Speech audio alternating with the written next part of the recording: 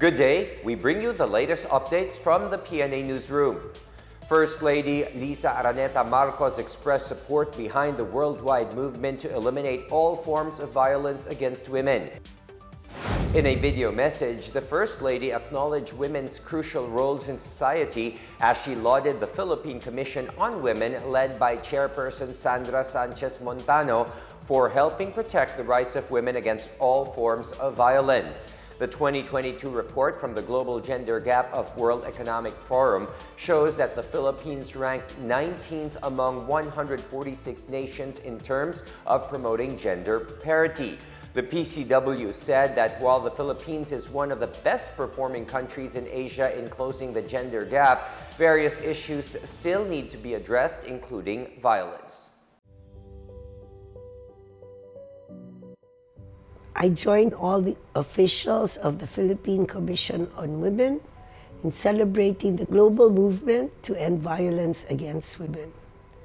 We all know the crucial role that women play in our world today. Women are the primary caretakers and educators in the family, and they're a big contributor to our workforce. As we celebrate the International Day for the Elimination of Violence Against Women, I enjoin everyone to be reminded of our roles in this endeavor. I commend the Philippine Commission on Women for their tireless efforts in promoting initiatives that courageously advance the preservation of the rights and dignity of women. Thank you so much for all you do. Maraming salamat. Huwag niyo natin kalimutan, sama-sama tayo babak. Meanwhile, House Speaker Martin Romualdez is confident that the 77 billion peso institutional amendments by the House of Representatives on the 2023 national budget will be approved by the Senate bicameral panel. The amount serves as a contingent support to augment the budget for education, health, transportation, and other critical services. Romualdez said he is certain that the Senate bicameral conference panel will support the amendment on the proposed 5.2 trillion pesos general appropriations bill for 2023. He said that both houses aims to pass a people's budget that reflects President Ferdinand R. Marcos Jr.'s 8-point economic agenda that will help the country bounce back from the pandemic. If approved, the amount will also benefit more Filipinos as 12.5 billion pesos will be allotted for the Department of Social Welfare and Development for its assistance to individuals in crisis situations, upgrade of senior citizens' pension, and sustainable livelihood program. It is also allocated for fuel subsidy program, libreng sakay, bike lane construction, tupad program, and for various livelihood programs, among others. 10 more local government units have signed up in President Ferdinand R. Marcos Jr.'s flagship housing program with a goal to build 1 million houses every year in the next 6 years. This brings to 28 the total number of LGUs that have partnered with the Department of Human Settlements and Urban Development under the Pambansang Pabahay para sa Pilipino program. Among the latest LGU partners are Bohol Province, the cities of Mandaue and Tagbilaran, Panglao in Bohol, and 6 towns from Oriental and Occidental Mindoro.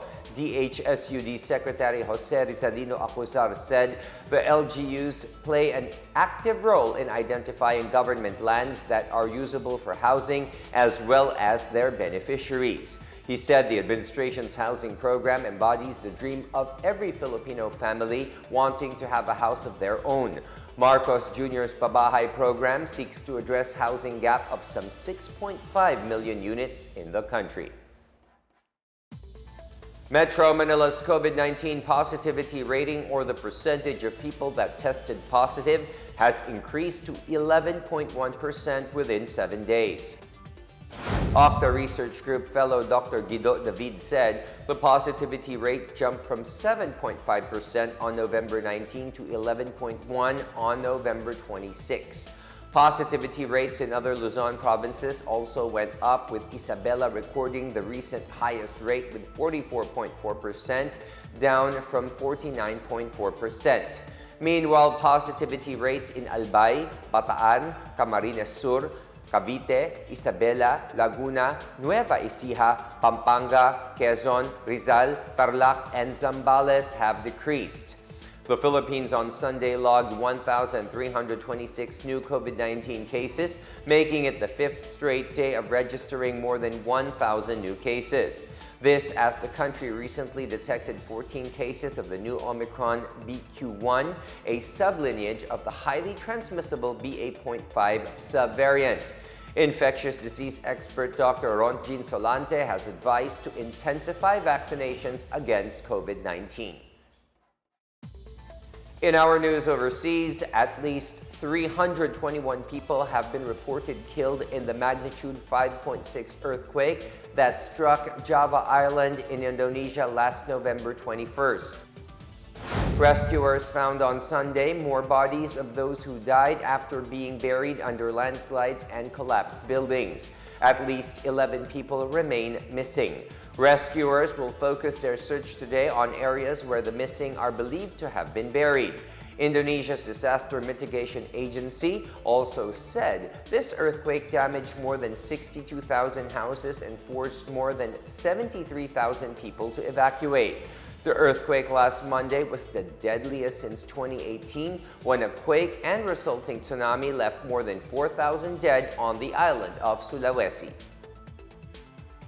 And that is the latest and the biggest stories from the Pna Newsroom. For more news content, visit our webpage or head on to the Philippine News Agency's Facebook and Twitter accounts. We are also shown on the social media pages of the Office of the Press Secretary and on Radio Pilipinas RP1. Stay tuned for more news updates. I am William Theo. We tell stories that inspire change.